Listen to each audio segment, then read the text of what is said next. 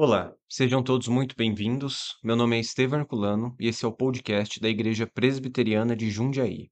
No podcast de hoje, nós conversaremos sobre o tema A Importância da Oração. Roda a vinheta.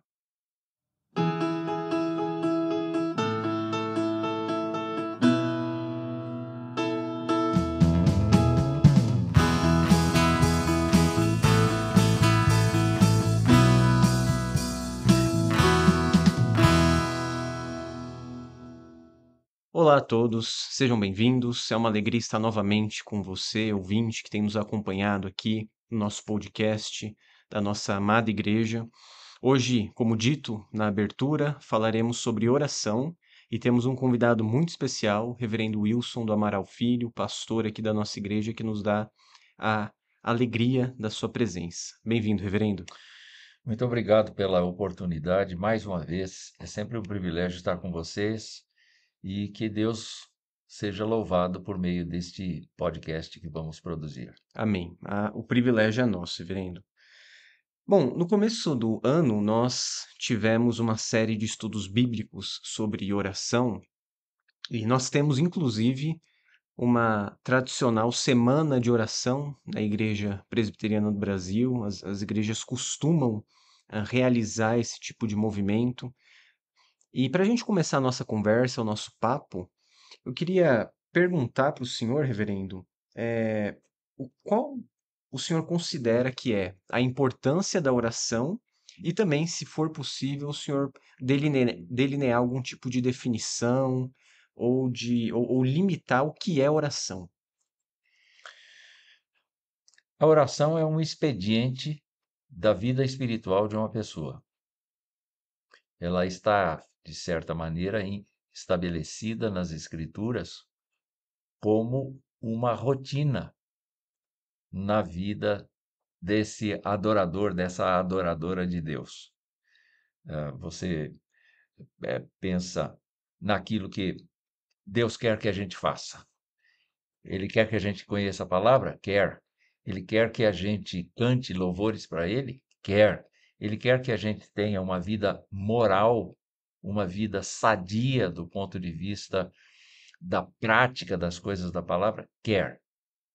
Entretanto, a oração pode ser definida como um meio de comunicação com Ele, uma espécie de resposta para Ele daquilo que Ele nos dá. Então, se vem da parte de Deus uma instrução, da nossa parte segue uma oração. E essa oração pode compreender vários aspectos: a exaltação dele, a confissão dos meus pecados, a gratidão diante dele por conta da obra da cruz, por conta da salvação que a gente tem, a ansiedade que a gente tem, as necessidades que a gente tem. Todas essas coisas estão contempladas dentro desse movimento chamado oração, que é basicamente a conversa com o Senhor. Nessa oração, então, eu encontro o mecanismo pelo qual esta comunhão com o Senhor se concretiza. Ele me fala por sua palavra, por seu espírito, e eu lhe falo por meio da minha postura de oração, a minha fala, a minha conversa com ele. Nesse sentido, reverendo, o senhor está dizendo a oração é uma comunicação e também uma resposta àquilo que o senhor nos fala na palavra. Então é uma resposta e uma parte desse diálogo, né? O Sim, Senhor nos fala, nós respondemos e sim, temos comunhão com esse Deus. Então, o próprio Deus foi aquele que criou esse mecanismo para que o seu povo fale com ele, né? sim, E desfrute disso. sim. Nós encontramos essa essa proposta de Deus de várias formas, em várias circunstâncias no Antigo Testamento e no Novo Testamento. Ah, eu estou me lembrando aqui de que no Antigo Testamento, acho interessante o registro de que, por meio de Sete, lá atrás, Uhum. se começou a invocar o nome do Senhor. Não foi 7? Foi 7? Acho que é Gênesis 4, algo Isso. assim, né? Ali se começou a invocar o nome do Senhor. Eu não estou dizendo que Adão não orava. Eu Uhum, também não estou dizendo que Abel não orou, uhum, mas eu estou afirmando que regularmente este processo de comunicação com o Senhor, de buscar o Senhor, veio de lá, veio dos primórdios. Mas eu encontro tanto nos juízes, na ansiedade dos juízes em ter o povo tranquilo, eu vejo pulando um pouquinho, voltando um pouquinho para trás, eu uhum, vejo em Abraão essa essa interlocução quando Deus lhe faz promessas e ele faz perguntas para Deus, mas como é que pode ser isso? Eu não tenho herdeiro. uhum, Como é que vai ser? O senhor tem certeza que é essa a terra? Uma porção de coisas. Quer dizer, tudo isso lá atrás vai se configurando em oração. Depois eu vejo nos profetas, eu vejo nos salmistas, especialmente nos salmistas, eu vejo todo tipo de oração que a gente pode fazer. E no Novo Testamento, Jesus ensina a orar. uhum. E eu vejo os apóstolos, quando se dirigem às igrejas, orando pelas igrejas, Sim. intercedendo diante de Deus com coisas específicas. Então, eh, eu não sei se eu cheguei no cerne Não, da sim. tua questão, mas Deus que foi pensando todas essas coisas dentro das situações, e nós encontramos, por esses exemplos, várias formas pelas quais Deus pode ser ouvido nas várias circunstâncias. Sim. Não, o senhor chegou, e é interessante porque na série de estudos bíblicos que a gente fez no começo do ano, eu me lembro que uma das coisas que foram ditas bom, e são ditas pelo Tim Keller no livro Oração, que a gente teve até como base dos estudos bíblicos, Sim. é que a oração abrange muita coisa, né? Mas ele fala, a oração é um instinto que Deus colocou no homem, é um dom também, porque quando é feita pelos crentes, por meio do Espírito Santo, né, pela intercessão ali do Espírito, se torna um dom, porque aí você sabe orar como convém. Mas enfim, eu acho interessante essa ideia do mecanismo que Deus colocou em nós, porque se a gente pegar todas as religiões que existem, de certa maneira, as religiões que estão erradas e fora do caminho de Deus, mas mesmo assim há um anseio humano por oração, né? Ah, inclusive há fórmulas, né? Sim. Ah, quando a gente olha para o judaísmo, por exemplo, no decorrer da história dos judeus, a gente vai encontrando fórmulas de oração, de maneira que você não pode errar na fórmula que você vai usar, mediante a necessidade que você tem. Então, para um dia específico e para uma necessidade específica, tem uma oração específica. Talvez até seja por isso que os discípulos disseram para Jesus: ensina-nos a orar, quer dizer, qual é a sua? O mestre, né, ensina qual é a sua, Qual é porque a os sua? outros mestres É, têm. eles têm, cada um tem. Uhum, E aí nós vamos encontrar, sim, a oração que Jesus ensinou, mas ela é muito mais uma estrutura do que propriamente uma oração que eu tenha que repetir o tempo todo. Há valores postos na oração ali que são muito aplicáveis, quero dizer, para todo tipo de oração que a gente venha fazer. sim. É, uma coisa também interessante de perceber, reverendo, nesses tipos de oração, se a gente for, digamos, classificar, claro, eu não acho que seja muito sábio, às vezes, pegar um salmo e tentar classificar todo aquele salmo em um tipo de oração, porque é uma oração muitas vezes. Então, é um anseio ali do salmista, né? Inspirado por Deus o que está escrito, mas tem muita coisa ali para categorizar, E digamos. eu garanto que o salmista não pensou numa regra. Com certeza. Eu só posso fazer esse poema dentro desse formato. Sim, com certeza. Mas eu acho que a gente pode, para ajudar o nosso ouvinte, porque a gente vai chegar na ideia de como orar, né? Hum. mas categorizar, digamos assim, as orações em dois grandes grupos, que inclusive é a proposta do Tim Keller no livro sobre oração.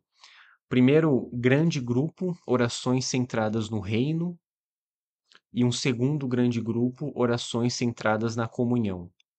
É claro, gente, qualquer tipo de sistematização ou categoria é falha e não abrange tudo. Mas qual a ideia? Nós vemos vários tipos de oração na Escritura que tem como centro, digamos assim, comunhão, né? Se você pega o Salmo 27, 63, 84, existe um desfrute daquela oração na comunhão com Deus e uma expressão muito forte, sentimental e esse tipo de coisa. Agora, há um tipo de oração distinto em que enfatiza-se aquela ideia do venha o teu reino, né? Senhor, cumpra o teu propósito, subjugue as nações, por exemplo. E esse tipo de oração, o Tim Keller classifica como oração centrada no reino. Agora, o interessante, reverendo, é isso que eu gostaria, se possível, que o senhor comentasse, é que a oração bíblica não é um ou outro, mas as duas coisas, né? Ela precisa tanto proporcionar ao crente comunhão, quanto os propósitos de Deus, a soberania de Deus, teologia, né? Então o crente precisa ter tanto experiência e prazer na oração, quanto Senhor, venha o teu reino, faça a tua vontade, né? Não é uma coisa só, é as duas, né? É. Olhe, pensando na classificação que ele fez, Uhum, naturalmente eu tenho que imaginar que os escritores bíblicos apresentaram o ensino de Jesus Cristo, especialmente quando ele ensinou a orar, estabelecendo uma prioridade. uhum, Eu digo que reino e comunhão estão integradas. Entretanto, a oração precisa ter um espaço prioritário na ansiedade de conhecer a Deus, legal. na ansiedade de conhecer a sua vontade. E eu estou me lembrando aqui de como deveria ser ou poderia ser a oração de Paulo quando ele dá testemunho lá aos crentes de Filipos, Uhum, e ele fala de conhecer Jesus. Conhecer Jesus. E ao falar de conhecer Jesus, ele diz assim: olha, eu deixei tudo para trás para conhecer Jesus. Você está imaginando que talvez ele tenha ido para os livros uhum. Para aprender, né? para aprender. Uhum, Mas eu tenho a impressão de que, a começar daquele tempo que ele ficou em Damasco, cego, orando, jejuando, ali, havia uma profunda sede de que ele precisava conhecer esse Cristo que invadiu a vida dele e de conhecer como era tudo em volta desse Cristo. Todas as coisas a respeito desse Cristo. Eu me lembro que ele disse assim: eu considero tudo como perda por causa da sublimidade do conhecimento de Cristo Jesus, meu Senhor. Por causa dele, perdi todas as coisas e as considero como lixo para ganhar a Cristo e ser achado nele, não tendo justiça própria que procede da lei, mas aquela que é mediante a fé em Cristo, a justiça que procede de Deus baseada na fé. Esses são valores do reino. é verdade. Esses são valores do reino. Quer dizer, Cristo é meu Salvador? Não, Cristo não é apenas meu Salvador. Cristo é Senhor. É Senhor do quê? É Senhor de quem? Ele é Senhor da minha vida, mas Ele é Senhor do meu vizinho. Ele é Senhor da minha cidade. Ele é Senhor do país. Ele é Senhor de todas as coisas. E o reinado de Deus consiste exatamente de Deus exercer a sua soberania sobre todas as coisas. Nós vamos descobrir na vida de Paulo que ele é um homem preocupado com o reino de Deus. Uhum. Mas, ao mesmo tempo, nós encontramos essa declaração dele que me apaixona aqui, que me deixa apaixonado. O que eu quero é conhecer a Cristo e o poder da sua ressurreição, tomar parte nos seus sofrimentos. E isso não me fala simplesmente do reconhecimento de que ele governa todas as coisas, mas me fala da participação, da comunhão de Paulo nos sofrimentos de Cristo. E é interessante, uma coisa puxa a outra. Uhum. Quando é que eu sofro por Cristo? Eu sofro por Cristo quando eu busco os valores do reino. Então, toda vez que na minha vida cotidiana eu preservo os valores do reino de Deus, eu preservo os valores da palavra de Deus, eu estou comungando com o Senhor em sofrimentos, porque eu estou sendo pressionado por este mundo, por esta humanidade caída. Ao pensar nisto, eu também chego à conclusão de que a oração nos Salmos, a oração no Novo Testamento, preserva esta classificação que Tim Keller faz de, em primeiro lugar, reconhecer a grandeza de Deus, consequentemente, vou reconhecer a minha necessidade, e, em segundo lugar, me oferecer a Deus Uhum. na oração, para que Deus tenha comigo uma comunhão fluida, uma comunhão bem desenvolvida, de maneira que eu consiga fazer a vontade dele no meu caminhar.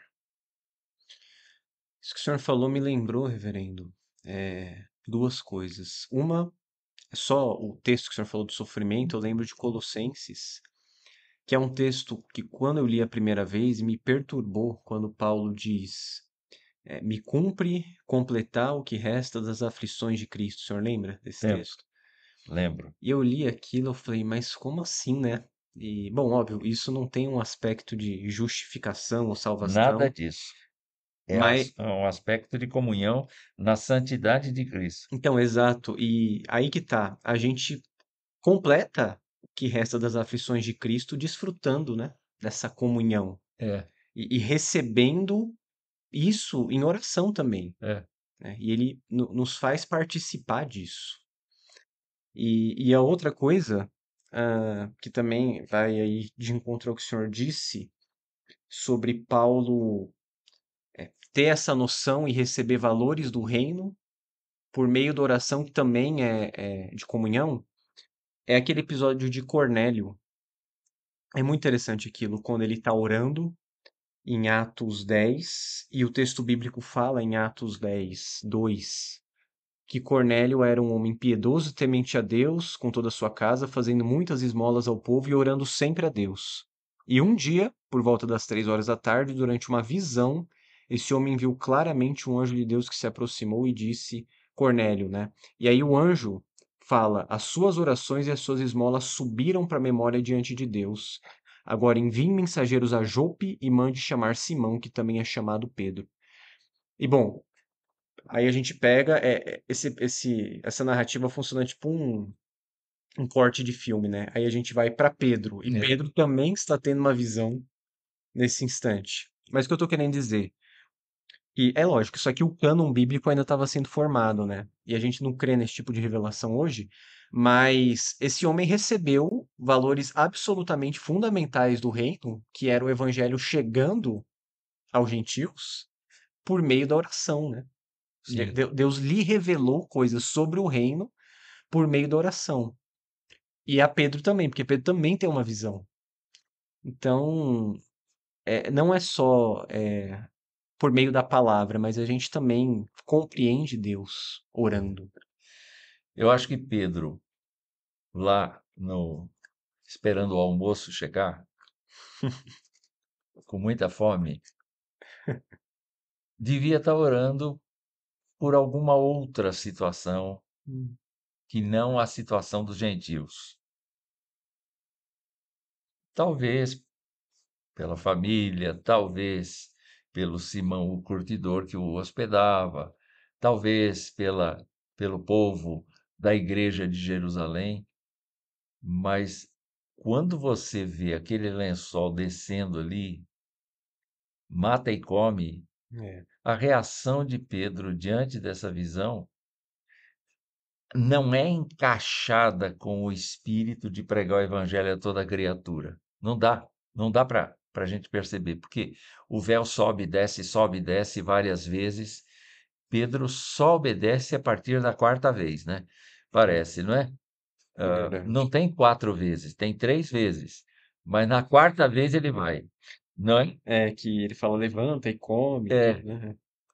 e enquanto isso, nós não sabemos, não conseguimos imaginar o que Cornélio estava orando. O que Cornélio estava pedindo? Talvez Cornélio estivesse clamando para que Deus se manifestasse a ele de alguma maneira. Então, a aparição deste anjo para Pedro é uma intervenção. Uhum, Eu acredito que Pedro estivesse pedindo isso. com certeza, Mas para Cornélio é uma resposta. é verdade. E então, você pode ver como o Espírito Santo age enquanto a gente ora. Pois é. Não é? Nós estamos orando aqui, cada um está pensando na sua necessidade, mas ele está pensando no plano maior. Ele está pensando no reino. Sim. Ele está pensando no crescimento do reino. E é por isso que ele nos ajuda, porque a gente não tem a capacidade de enxergar o reino com clareza, mas ele tem. E então, quando Pedro chega na casa de Cornélio, eu fico estupefato Hum. de ver a seguinte coisa: Deus ouviu a oração de Cornélio. Deus interveio na fé de Pedro, ao ponto dele obedecer e ir para a casa de Cornélio. Mas ele chega na casa de Cornélio e diz assim: Vocês sabem que um judeu não deveria estar aqui. Quer dizer, ele não fez nenhuma oração em favor dos gentios, porque ele tem preconceito. Ele foi meio que arrastado, Ele né? foi arrastado. E o Cornélio está lá, todo piedoso, ansioso por uma resposta de oração. E quando a gente vê o discurso de Pedro, ele começa a falar de Jesus Cristo, o Espírito Santo o interrompe no meio. Pode parar, pode parar, pode parar. E derrama sobre Cornélio e toda a sua casa aquela mesma experiência que aconteceu no dia de Pentecostes. Ou seja, você vê alguém orando, porque Pedro estava orando, outro orando, só que um recebeu uma resposta muito grande e o outro teve que aprender uma lição muito dura, que o evangelho não era só para os judeus, é para todos. Orando e orando, Sim. cada um orando no seu canto, mas dá para perceber claramente que Deus estava movimentando todas as coisas no sentido de que o seu reino crescesse e que Cornélio viesse para a comunhão com ele de uma maneira mais efetiva por meio de Jesus.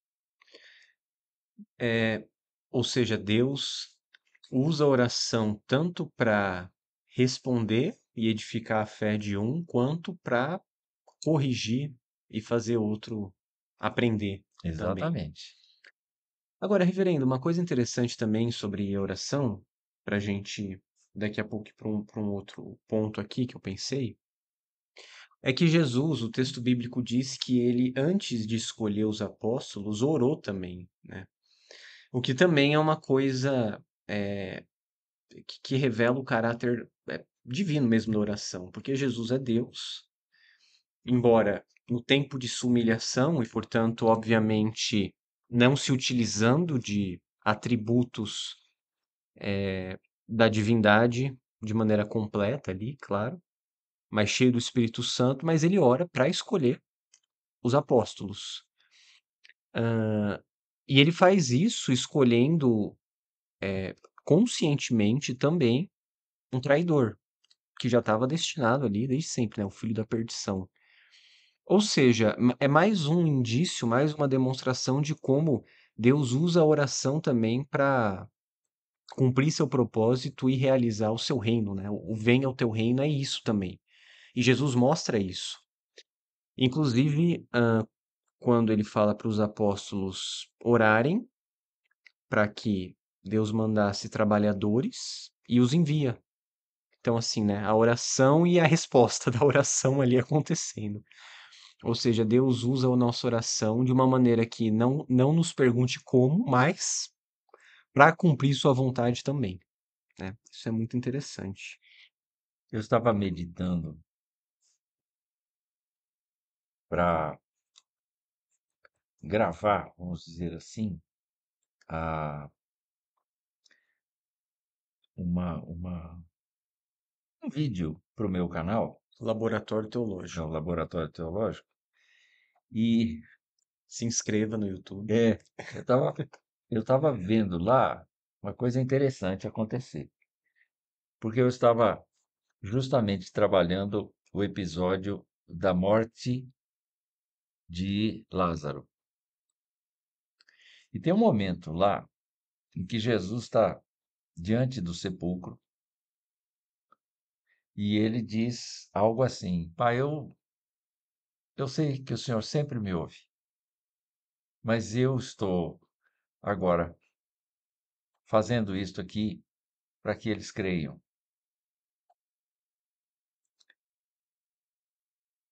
Ele sempre me ouve.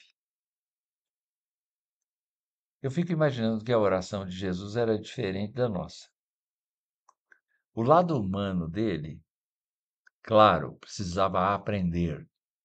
Uhum. O lado humano dele, claro, precisava obedecer. Ele aprendeu a obediência pelas coisas que sofreu, diz Hebreus. Sim. Mas também eu fico pensando que o lado divino dele sabia que ele tinha que escolher 12, sabia que ele ia ter no meio dos 12 um traidor.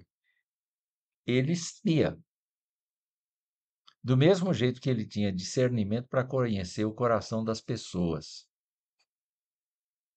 Então eu acho que quando ele falava com o Senhor, era uma amizade tão linda, era uma coisa assim tão gostosa, porque era um bate-papo entre ele e o pai, ah, e o pai agindo e os 2 concordando na mesma coisa, sabe. Nós somos diferentes, nós somos diferentes. Eu me lembrei agora do Paulo falando, aos coríntios, quando ele diz, que, um homem casado se preocupa com as coisas de Deus e com as coisas do mundo É para assim. agradar a esposa. Jesus nunca se preocupou com esposa, nunca se preocupou com as coisas do mundo. O seu tipo de oração era sempre focado na missão. E ele sabia que conversando com o Pai, ele tinha consolo de um lado e ele tinha segurança de agir no outro. As palavras que eu vos falo, eu não falo por mim mesmo. Quer dizer, a oração conferia a ele a capacidade de ser integralmente do agrado do Pai. Sim. A oração era esse tipo de ferramenta. Mas quando ele ia de madrugada, eu imagino que ele chegasse ali: "E aí, pai, como é que passou o dia? Tudo jóia?", não é? "Olha, estou continuando naquilo, alguma coisa mais que eu tenha que fazer?". Quer dizer, enquanto que a gente se perde, né? "Ó Deus, eu estou com dor de estômago. Ó Deus, eu estou preocupado com amanhã, será que vai dar certo, hã, aquilo que eu estou planejando? Senhor, eu devo comprar, não devo?". Esse tipo de coisa é é permitido, vamos dizer assim, na oração, mas eu acho que Jesus nunca orou desse jeito. acho que a intimidade dele era tão forte, mas tão forte, que ele era consolado por meio desse encontro, ele era fortalecido por meio desse encontro, ele desabafava.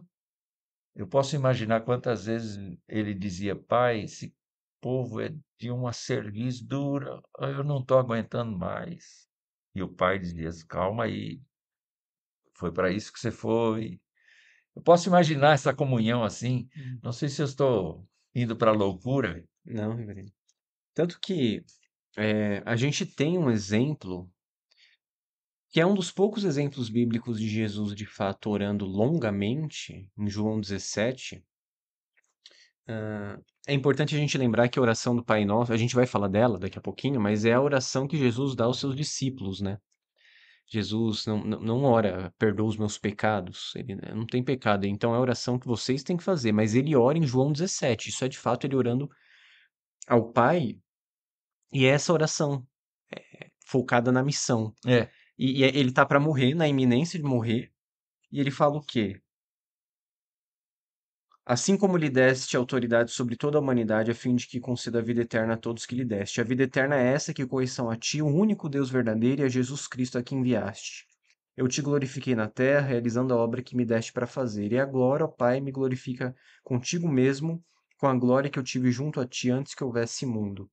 E ele vai, ora, né, por ele, pela missão, mas é interessante, reverendo, que ele ora no verso 9. É por eles que eu peço. Não peço pelo mundo, mas por aqueles que me deste, porque são teus. Pai Santo, guarda-os em teu nome, para que eles sejam um como nós somos um.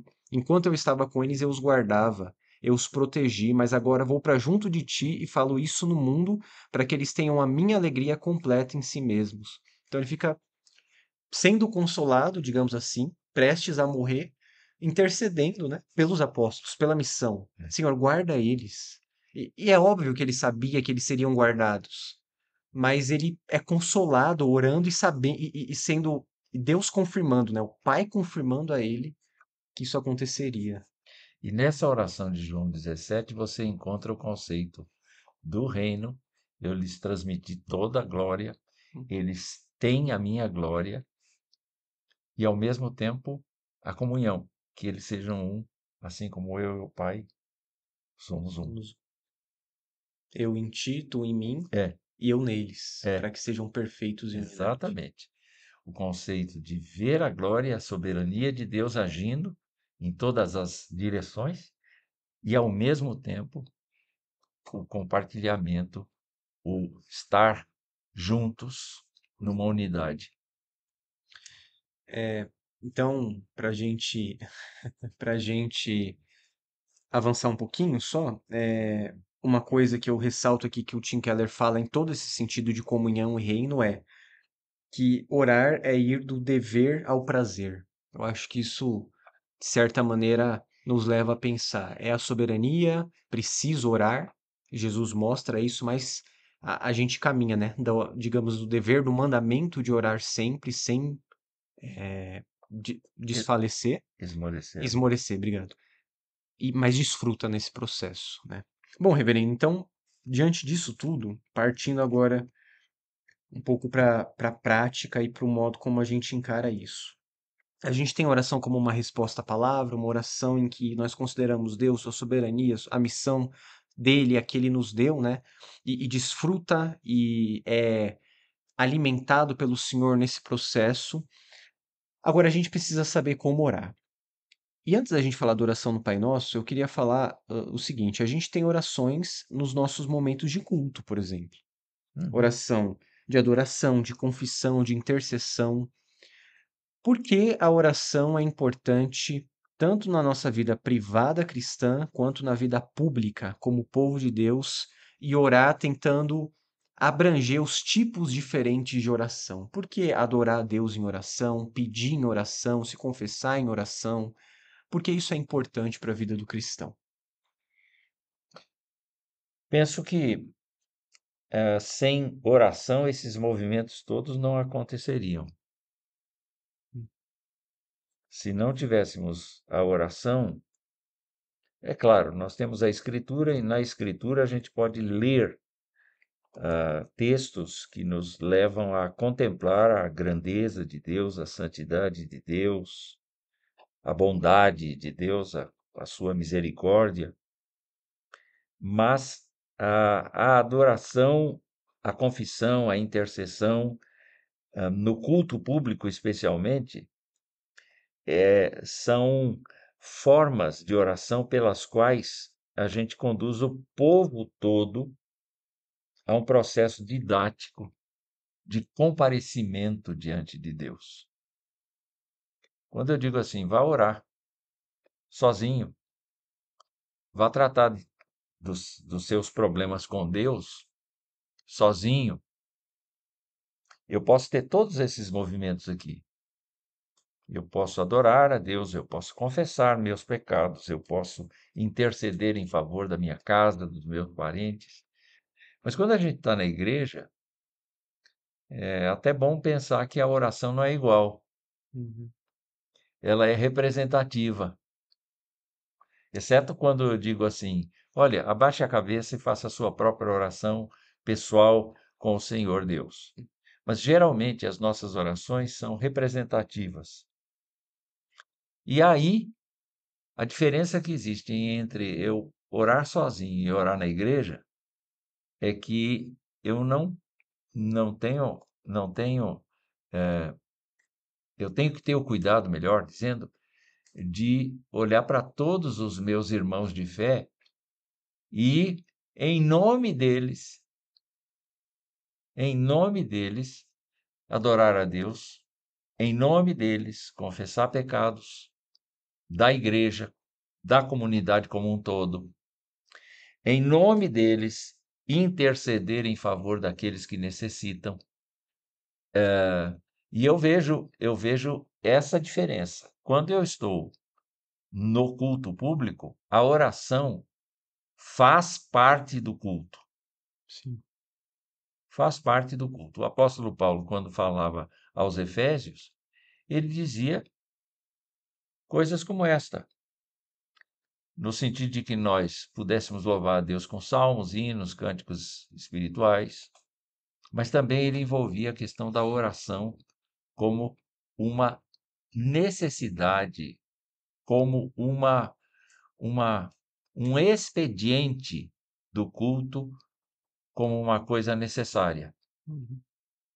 Eu não gosto muito, falando em culto público, eu não gosto muito de pegar as pessoas sem avisá-las que elas vão orar. Uhum. Então, o meu expediente é simples. Você pode notar, de vez em quando eu digo assim: vamos orar com fulano de tal. Porque eu vi que a pessoa chegou, se apropriou de um espaço, orou, leu a Bíblia, fez um preparo antes de entrar no culto e está condicionada para fazer aquela oração. Mas às vezes você pega uma pessoa que chegou de repente, você não sabe se brigou, você não sabe como é que ela foi, e ela não está em condições, a meu ver, de orar pelo povo todo. Como a oração faz parte obrigatoriamente da liturgia cultica dos cristãos, eu preciso de pessoas que estejam focadas, de pessoas que já estejam preparadas para o culto. E aí, ao pensar nisto, eu geralmente digo assim: eu quero uma oração voluntária. Porque quem está preparado, né, já. Uhum. Mas o que eu tenho visto é que muito pouca gente se prontifica a orar publicamente. Eu me lembro de uma passagem que eu tive com o saudoso pastor Eliseu Queiroz, pastor-presidente da Assembleia de Deus, aqui de Jundiaí, do Ministério Belém. Uhum. Ele criou o próprio ministério aqui, né? Uhum. E ele brincou comigo uma vez e disse que os crentes dele oravam. Os crentes dele oravam. E se colocasse um atrás do outro, o culto não terminaria, porque todos eles oravam. E ele disse uma coisa pitoresca, interessante. Ele disse que enquanto os crentes tinham liberdade de orar, cada um a sua oração ao mesmo tempo, na igreja, eles perdiam o medo de orar publicamente. Bom, a inconveniência desse método está muito clara. Ninguém presta atenção no outro. Fica aquele Fica, vozes. fica aquele burburinho. Uhum, Ninguém presta atenção e ninguém concorda diante de Deus com uhum, a oração do outro, porque cada um está fazendo a sua própria oração. Eu assisti isso também entre alguns irmãos coreanos, uhum. quando eu estive num curso fora do país. Eles oravam juntos, simultaneamente. Então, nenhum prestava atenção no outro. Como estava acostumado a dizer amém ou não para os pedidos de oração, para as coisas que eram ditas na oração, eu disse assim: bom, qual a oração que eu vou seguir aqui? Escolheu uma. É, não é? E esse fenômeno aconteceu com a minha mãe também. Quando ela ia numa igreja que todo mundo orava ao mesmo tempo, ela abaixava a cabeça em atitude respeitosa, mas ela disse assim: eu não consigo orar, porque eu preciso acompanhar alguém, Uhum. eu preciso ter uma alguém que diga alguma coisa para Deus, que eu concorde e diga amém, ou não concorde. Mas a mãe do senhor tá certa, estava certa, né? No culto, a oração é coletiva. Ela é coletiva. E nós temos que ter a consciência de dizer assim: se vamos confessar, por exemplo, os nossos pecados, a gente diz: ó Senhor, nós lamentamos. É sempre primeira pessoa do plural. Sim. E não está muito certo a pessoa dizer assim: perdoa os meus pecados. É. Isso é interessante, reverendo, porque eu me lembro que no seminário, Ah, bom, a gente tem as matérias de culto, pregação, né? E tem o professor que corrige a parte de liturgia e oração. Quem está ouvindo pode achar a coisa mais descabida do mundo alguém corrigir sua oração, mas quando você está num culto, você precisa orar coletivamente e representativamente, né? E eu me lembro que uma das coisas que o pessoal, que a gente aprende, o seminarista que vai pregar pela primeira vez na capela e fazer liturgia, é que ele não sabe orar. Porque, reverendo, às vezes eu me lembro de colegas, e eu também fiz isso, é que você usa o colega para não se usar, né? é, Mas é chegar e começar a fazer orações muito particulares na capela, em primeira pessoa do singular, Senhor, visita a minha família, não sei o quê. E pensando que isso representa um certo tipo de piedade, e qual que é a grande questão? Quando você fala, Senhor, visita a nossa família, nos abençoa, nos fortaleça, você está orando por si também. sim, Porque a oração do culto é representativa. Então ela Deus é. olha para o seu povo e o abençoa como o povo dele reunido para adorá-lo, né? Exatamente. Uma coisa que eu tenho feito na minha prática litúrgica, não sei se fiz aqui na nossa igreja, porque aqui nossa igreja não está acostumada. Mas na outra igreja que eu pastoreava, eu perguntava, no momento de intercessão do culto, quem é que está com alguma necessidade aí que deva ser apresentada a Deus agora? Levanta a mão. Eu não pedia testemunho, eu não pedia nada disso. Eu simplesmente, no momento do culto, pedia que a pessoa levantasse a mão. Na nossa igreja aqui, o povo não levanta a mão, não.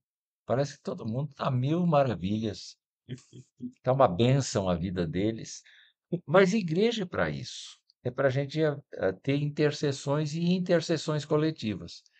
E aí, quando as pessoas levantavam a mão lá, eu chamava um presbítero para orar. Porque o presbítero é o pastor do povo. Então eu instruía em off Hum, os presbíteros que iam orar, no sentido de que eles não pensassem em si, não pensassem na primeira pessoa do singular, uhum, pensassem naquele povo que estava levantando a mão, que estava necessitado. E eu tive, assim, orações intercessórias muito importantes que efetivamente foram ouvidas. Olha, oramos na igreja em favor disso e daquilo e aconteceu, Deus respondeu. Acho que é importante nós nos lembrarmos do fato de que a oração no culto público é uma prática importante, necessária, eu diria obrigatória. E eu fico pensando o seguinte: num culto de 1 hora e meia, por exemplo, quanto tempo você deve dedicar à pregação? Quanto é que você dedicaria à pregação? Agora eu vou devolver a pergunta, o entrevistado é você. Quanto tempo eu deveria usar para falar? A pregação, É, 40, 45 minutos. metade. Metade, por exemplo. É. Eu sou mais econômico. Uhum, Eu pensaria em 1/3, meia hora. uhum. Mas o que eu faria no resto? Quanto tempo eu cantaria? Com certeza seria uns uma meia hora, não, bem mais, 35 minutos e Não, 10 de oração. não, eu cantaria menos. Eu fiquei imaginando isto, o fato de que a leitura das escrituras, o canto e as orações, o tempo de intercessão, o tempo de confissão, isso deveria abranger esta hora. Então, de certa maneira, cantar, orar ao Senhor, ler a sua palavra, seria esse tempo de tratamento da igreja. E eu tenho procurado seguir mais ou menos esse caminho. De vez em quando eu despenco e falo muito, mas para mim o ideal seria isso: 1/3 do tempo pregando o evangelho, 1/3 do tempo orando e lendo as escrituras, 1/3 cantando e fazendo com que a igreja pensasse na glória de Deus, né? Eu tenho percebido isso, reverendo, no modo como o senhor conduz, e para fechar só esse ponto, eh, também tenho percebido o modo como o senhor conduz uma unidade temática também, né? Porque você tem as leituras, as orações que respondem à leitura, e os cânticos também precisam responder isso, e de certa maneira tudo remete à palavra que será ministrada. É, Acho que esse é o ideal, assim. Não para ficar bonitinho, mas para fazer sentido, porque isso ensina a igreja. A igreja sai. Hoje eu aprendi sobre a santidade de Deus nos textos, nos cânticos, nas orações, na pregação, né? Isso é. me instrui. E honra quem tem mérito. A primeira vez que eu vi isso, mocinho ainda, foi no reverendo Boanerges Ribeiro. Ele era temático, É, ele era. Toda a liturgia dele estava em torno da pregação da palavra. Foi a muito primeira legal, vez que eu vi. muito legal. Não era meramente uma coletânea de textos de adoração, disso e daquilo, era era focado assim. Muito bom, reverendo. Agora, o culto dele era de 1 hora e ele falava 15 minutos. Era, era, nossa, era menos até que um quarto do tempo. É. Só que ele empregava outras coisas, ele tinha grupo coral, Ah, tá. então ele incrementava no culto uma parte de edificação dos crentes por meio da música também. Uhum, Mas não havia tanta cantoria quanto tem hoje, entendi. não é? Enfim, o o culto temático, a primeira vez que eu vi foi nele. Bom, eu acho muito interessante isso, que é um aprendizado que eu tenho tido com o senhor também, faz muito sentido. Muito legal. Reverendo, eu acho, a gente já está com um tempo legal aí, de episódio, eu acho que a gente pode caminhar para o final. Tá, Então, acho que a gente pode rapidinho falar sobre a oração do Pai Nosso e já juntar um pouco um dos temas finais, que é como o Pai Nosso nos ajuda a orar melhor. Nós temos ali o Senhor Jesus ensinando os discípulos como orarem, e de certa maneira, os movimentos da oração acontecendo ali, não, todos os movimentos, né? Adoração, petição, confissão, perdoa as nossas dívidas, os nossos pecados, o pão nosso de cada dia nos dá hoje. Então é um modelo. Como isso pode nos ajudar a orar melhor? O senhor já orou melhor aprendendo sobre o Pai Nosso? Como é? Bom, eu certamente aprendi muita coisa com o Pai Nosso. E até o Pai Nosso, até a oração de Jesus orienta o culto, orienta a forma como a gente deve conduzir a liturgia. Mas eu estou me lembrando da periferia da oração. Jesus também ensinou o que não se deve fazer. É verdade. Antes, né? É, Uhum. um pouco antes ele ensinou como não se deve fazer. E eu acho que quando ele falou de honestidade diante de Deus, quando ele falou de sinceridade do coração, o crente precisa saber o seguinte: o crente precisa tomar a oração do Pai Nosso e, para orar melhor, ele precisa exaltar o Senhor, desejar que a ação do Senhor esteja sobre toda a terra. Ele deve abrir o seu coração para o Senhor, reconhecer a sua pequenez, a sua fraqueza. Ele deve ser uma pessoa interessada em ah, resolver os seus problemas de relacionamento. A oração de Jesus nos leva para tudo isso. E ele deve ter esse componente de louvor, de segurança de que toda a vida está no controle do Senhor. Agora, como o apóstolo Paulo, eu sei que eu não sei orar como convém. Uhum. E eu dou graças a Deus porque, mesmo a gente lendo a oração do Pai Nosso, mesmo a gente repetindo a oração do Pai Nosso, ainda assim é necessária a intervenção do Espírito Santo, Com certeza. não é?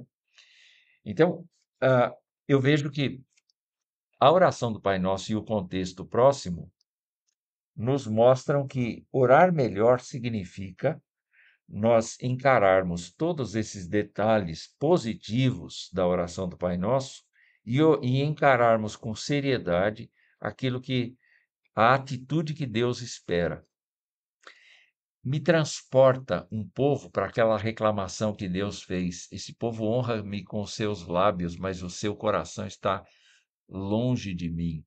O que adianta a gente orar com palavras assim maravilhosas, seguindo o roteiro da oração do Pai Nosso, mas aquilo ser mecânico, aquilo ser sem expressão, sem realidade de vida por trás? Então, como orar melhor? Fazer as duas coisas.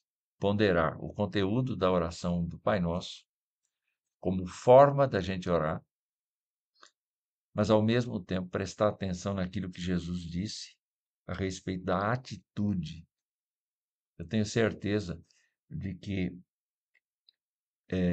nós vamos orar melhor se nós prestarmos atenção nos dois aspectos. Amém. Para terminar, o senhor tem uma rotina de oração? Como o senhor faz? Eu tenho uma rotina de oração que começa pela, pelo momento em que eu acordo. Domingo passado eu preguei num culto ah, na igreja de Itu, do Jardim Aeroporto, e estavam lá os vencedores por Cristo. E eu fui da missão. Uhum. Nas primeiras missões eu fui missionário de Vencedores por Cristo. O vencedor número um. Não. Tinha gente. Eu devo ser o 22º, porque tinham 21 na frente. O fato é que eu me perguntei o que eu vou pregar aqui com vencedores aqui. E eu me lembrei de uma composição do Guilherme Kerr sobre o Salmo 108. E o Salmo 108 é a reunião de duas partes de Salmo, o 57 e o 60, mas tem uma frase lá que ficou no meu subconsciente: quero acordar a alva. O que você quer dizer com isso? Eu quero dizer que antes dos passarinhos acordarem, antes do sol vir, antes das coisas, eu já quero que todo mundo esteja preparado para louvar a Deus. Então, a primeira coisa ao acordar é falar com Ele. Falar com Ele. E no decorrer do dia, ter um momento, sim, de leitura bíblica, de reflexão e de oração, mas ao mesmo tempo, especialmente pelo fato de ser pastor, talvez, um momento de intercessão em favor das pessoas, não é? Só que a oração é uma coisa de súbito. Eu não preciso estar ajoelhado, eu não preciso estar de olho fechado, eu não preciso de nada. Eu preciso dirigir o meu pensamento, eu preciso dirigir a minha voz ao Senhor. Às vezes, lendo uma notícia, isso me conduz à oração. Ó Deus, até quando? O salmista orava assim. Uhum. Então, a rotina de oração não é um hábito. Daqui a aqui eu vou orar, daqui a aqui eu vou. Não, não é esse tipo de hábito, mas é durante todo o dia, entrando no Santo dos Santos e colocando as coisas assim de imediato, e vai e volta, não é? Orando dentro do carro, orando fora do carro, orando na cozinha, orando no banheiro, orando no escritório, orando na igreja, orando fora, falando, expressando. Sim. Esse é o tempo, esse é o hábito, Amém, reverendo. essa é a forma como eu me vejo. Eu quero ser amigo dele. Amém. Amém. Que assim seja. Bom, obrigado, reverendo, pelo privilégio aí de nos conceder sua presença. O Nós privilégio foi agradecemos. meu. Amém. Nós agradecemos, agradecemos você que ficou até aqui nos ouvindo e nossa oração é que o Senhor edifique você e te ensine e ajude a orar como convém.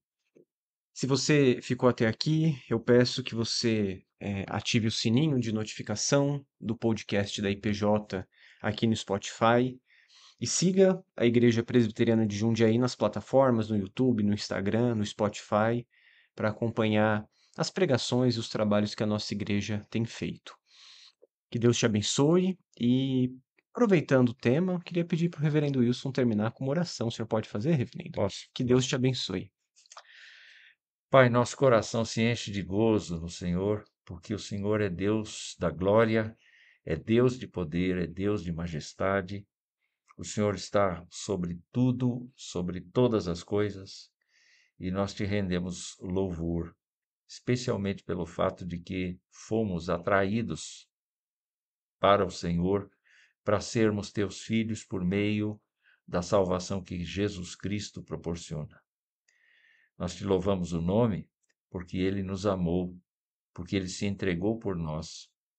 E nós estamos certos de que a salvação que ele providencia é uma salvação para esta vida e a eternidade que segue. Nós suplicamos que na tua bondade o Senhor abençoe quem está nos ouvindo agora.